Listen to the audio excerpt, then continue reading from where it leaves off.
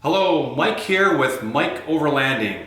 This is a part 2 video of our trip last weekend, the end of January 2021, where my wife and I went up north in Minnesota and spent 2 days and 2 nights in a yurt. And that video is on my YouTube channel, Mike Overlanding, and more of about our trip, you know, how we prepared meals, what we did, the cross-country skiing, the beauty of the whole place.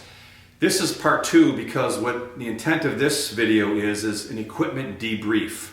So I'm going to go over some of the equipment that was just wonderful and some of it that I wish I left behind and some of it that you might say failed. So it might be interesting. I always like going on the YouTube and looking at videos of other people and what they do and what they pack and why they pack it, and I learn from them. So hopefully you'll find this interesting and maybe you'll learn something too. So the first thing is, of course, my Jeep Gladiator Rubicon. That got us there. Carried our gear and it was wonderful. It's filthy right now, but that's okay, it's winter. I want to say that last weekend when we went, it was in the teens, and then when the wind kicked up it got pretty cold. But this weekend it's like 17 degrees below zero, and I'm 4 hours south of where we were. So I'm 17 without wind chill. Then they add the wind chill, it's like we're in the 30s below zero out there. So thank goodness we didn't go this weekend. Although I think we would have had the proper equipment, but it would have been a different experience. So I'm just going to try to whip through this and edit as minimal as possible. Blah. Forgive me if I make some mistakes. The first thing I want to do is the fails, or the things that maybe didn't work out right, or that we wish we hadn't brought with us. The first thing is, I guess I'm gonna go with this coffee maker. If you watch my video, and maybe I'll put a clip of it on here, where I put coffee grinds in here, and then I put boiling water in here, stirred it up, waited about 3-4 minutes, and then I put this insert into the coffee, and as I was pushing it down, it wouldn't seep down all the way. I don't know if you could see that, but it wouldn't seep down because there was so much coffee grounds in here. But we had tested this before, and I always put 8 scoops in. So I don't know, I'm gonna have to retest that and why that didn't work. And what ended up happening, and I intend to show you that, is that because this didn't seep down here, I had to be very careful to pour the coffee into the coffee cup without getting the grinds and the stuff underneath here in here. So I made quite a mess, but somehow this didn't work out right, and it has worked out in the past. The video we showed you was the first one, first coffee we made that morning. The others weren't as bad, but they weren't great either. So I gotta figure out what I'm doing wrong. I think it's too much coffee grounds in here. So that was, in my mind, a fail. The other thing is we knew that there was gonna be some sleds to pull, but we didn't know what they looked like and how they operated. They were good sleds, and I hope to show you, put a little clip of a picture of it in here right now. But we brought our own sleds just in case. But one of the fails was there was no way to attach this to the existing sled. So we couldn't have 2 sleds in tandem and pull them, which would have taken less off our backs and move the gear around. We ended up packing it quite high, and it did tip on us like 3 or 4 times. So that was bad, but we put it back on and we kept going. The sleds that they had at the state park didn't have little holes, or I don't know, like grommets or whatever, where you can put rope. I brought rope so I could strap our gear down on the sled, but there was no way to do that. I also brought some other straps I could have put all the way around, but I didn't want to put them in the bottom for fear that would just slow us down even further going through snow. So I wish the state had sleds that had a way to strap down your gear. That would have been better. Another thing is my wife brought this with some stuff in it, and I just thought she was gonna stuff clothes she would change into once we got there, some more winter wear. But this was stuff that we needed to bring with us. So we filled this Panera Bread bag up with some of her stuff, and we kind of tried to fold it over, and we set it on top of the sleds, and you'll see some of the pictures of those. We have plenty of backpacks and other gear. We could have done better on this. So this was a surprise to me, and we made it work, but it wasn't so good. Another thing is we weren't sure about seating, so I brought two of our most comfortable chairs with us. A little heavy, a little long. They were in the sled. They weren't a big deal, but it was a waste to bring these. When we were out at the campfire, there's a picnic table right next to it, and it was just as easy to sit on the picnic bench. Otherwise, we were out either cross-country skiing or hiking or going to the pump and get water or going to get wood or staying inside the cabin, and my wife read a book and I kind of watched the wood-burning stove and the fire crackling, and it was just peaceful and beautiful. So if I had to do it again, I wouldn't bring these chairs. But I didn't know. Let's see, what else? I think those were the fails. Now some of the things that worked out really good. These are awesome, these Yeti things. Again, it was in the high teens.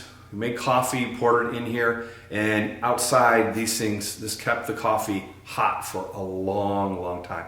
I mean, we drank our coffee and taking our time, and it was hot to the very end. So big thumbs up to these guys. Worked really, really good. Another thing was our water. This is like almost 2 gallons, 1 3/4 gallons. Brought this with us with water because it was in the back of the Jeep, 4 hours up there, and then taking the 2-mile trip in. It was pretty much frozen when we got there. And there's a freeze line here, so I made sure I kept it below that. So when we got there, it took 2 hours to heat up the cabin in the wood burning stove. The fire started right away, but it took a couple hours to heat that up, and then a while longer to get this to heat up. So this was great. Worked out good because once it did thaw, it was wonderful, and I used this to go to the pump and fill this up with water the next day. So this was a good piece of equipment. Let's see. I know I cheated a little bit, but I brought these fire starter bricks, not this whole thing. I brought maybe half of this. And getting there on a Friday night, starting to get dark out, this was handy to kind of make sure the fire got started. So I used that, and I used the other half of one of these the first time I started the outside fire. And then once I started both fires, I was able to keep them both going without a problem, without ever having to use any more of this or restart a fire. So this stuff, maybe it's a little heavy. You wouldn't maybe not want a backpack, but I'm pulling a sled, or if you're canoeing, I found these things to be pretty darn good. People may wonder, what do we do to stay? We didn't have showers. We're out in the wilderness. There's an outhouse there. There's no way to take a shower. These shower pouches are handy. I got these for Christmas from my family. One's a bamboo and one's a cucumber, but it's a big moist towel that's disposable, and you can use this to wash your face, hands, the rest of your body. It's intended to be used for your whole body, and this is how we freshened up. As far as lighting goes, I think the big hero was this right here. Wonderful. You can turn it so that just half of it lights up, which we ended up doing. We ended up hanging it up so you didn't have this bright in our eyes like that. Or you can turn it the other way and have them both and light up the yurt. So this was pretty cool. It has, you can turn it down, you can turn it up. Doesn't take batteries, you just recharge this, and has magnets here. There's all kinds of things about this that just make this really cool. It lasted both nights, and it's end of January, so the daylight hours are far and few. The sun wasn't out because there was a system that had moved in, so it was overcast all the time. So we had a lot of darkness. This worked out really, really well. Also brought lights, the headlamps. These were great. This one I think is the battery operated one, and this one has rechargeable batteries. And I found the one with the, no, I got it reversed. This is my rechargeable one, and this is with batteries. My wife used this one, and this was far better. It was a brighter light, and it lasted longer. This lasted 2 days without a problem, but I could see it starting to get dimmer and dimmer. But again, 2 nights, this was good, and this was my main go-to with it on my head. I also brought have another light that goes on the visor of your hat. So I never got to use this because I didn't need to. Most of the time I was wearing a different hat, and this hat was a winner too because lightweight. If it gets wet, you can dry it pretty quickly. If it's cold at night, you can wear it while you're sleeping. This is a great hat. Let's see, what else did I bring? A knife, always good to have a knife. I love this knife. Taken it on canoe trips up to the Boundary Waters. I've gone backpacking with it. What I like about it, it's got a little clip on it. You put it on your belt. You can just pull it off your belt. And then you, with one hand, your thumb in here, you can open it. It has a nice blade on it, a nice serrated blade for cutting something that you don't want it to slide off. Yeah, great knife. Very sharp. This right here is a little waterproof container, and I keep my fire starting equipment in here. And if you watch the video at all, you know that I have this wonderful lighter here, and this came in handy because it got windy on Sunday morning and I was trying to start the jet boil, and this came hugely in handy. It's not just a regular lighter. The fluid, I guess, comes in under pressure, so when you light it, there's a big, the wind doesn't blow it out. It's coming out under pressure. So this was really, really cool. You need to get one of these refillers. So you just pop that open and you just plug it in here and it refills it for you. So very, very, very valuable. This will light a fire if it's windy out. The other thing I keep in here is, and I showed it in the video, but this reminds me of a walkie-talkie antenna. But what you do is you can start a fire with this. Instead of doing this or blowing on it, you blow into here. And when you blow into here, you're focusing the air to where you want it in the coals or what part of the, instead of just kind of going from your mouth and going out in all kinds of directions. Very, very handy, very useful, not only in starting a fire, but if you want to accelerate a fire, which I wanted to do to get some nice coals so we could eat. And then the other nice thing about this is when you're blowing, your face isn't so close to the fire so that when you take a breath, you're not breathing in smoke. So this was a pretty cool handy dandy device I keep in here. I like to keep a couple of these candles. And what I like about them, if you're having trouble with a fire, you light the candle, you set it under some wood, and you've got something else that's going to keep working on that wood and kind of getting it lit up. And then lastly, I bring in here, I've got some waterproof, windproof matches, some heavy duty stuff that if somehow this lighter fails, I've got a backup system for that. And that's my lighting stuff. These non-cotton cloths are great, especially when you're wiping down your pan. We had a cast iron pan. This was good, so when we were done and we cleaned up and put some water on it, you don't want water sitting in here, we were able to dry it up with these. So this is a real handy tool. Something we learned too was, we didn't get to use these this trip, but we had some baked beans, and to put them on the grill on an open fire, this would have been perfect. We could have heated up soup with it, but disposable. And when you're traveling and you don't have water, thank goodness we had water, but we weren't sure, it was so darn cold, the pump may not have worked. But if you don't have a lot of water, water takes a lot of volume, it's very heavy. These are disposable, so highly recommend using something like that. Let's see, what else do we have here? Oh, my jet boil. This is awesome. I've had this for 25 or more years. I've used it backpacking the High Peaks region of the Adirondacks. I've used it Boundary Waters in northern Minnesota, Quetico Provincial Park in Canada. But everything is self-contained in here. Nothing that I have ever encountered boils water faster than this. But everything is self-contained in here.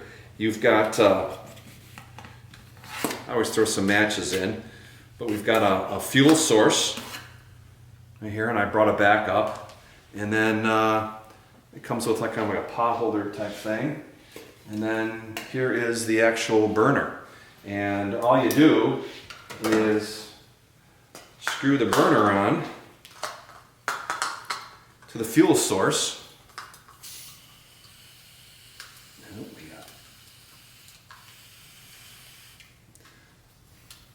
And then light this, put your water in here, set it on here, and I tell you, this thing boils water faster than anything. So very, very, very good tool. We also used empty water bottles. We washed these out, and we had some scrambled eggs or breakfast burritos. And with a funnel, we cracked the eggs open and put them in here, and they were ready to go. So we didn't have to worry about eggs breaking while we were going the trail. We didn't have to worry about trying to crack eggs open and mess around with all that stuff. We were good to go. So someone that was a winner. Again, this hat.